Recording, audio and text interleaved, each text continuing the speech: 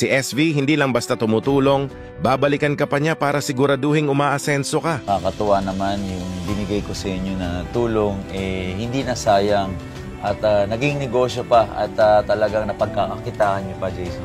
Dahil ang gusto ni SV, tutulungan ka niya na tulungan ang sarili mo. Tulad na lang ng pamilya ni Jason, isang ama sa payatas na nagsusumikap sa kabila ng hamon ng pagkakaroon ng anak na may hydrocephalus. Nang bumalik si SV, natuwa siya nang makita ang iniwang tulong na kanilang pinalago. May patahian na, may tindahan pa.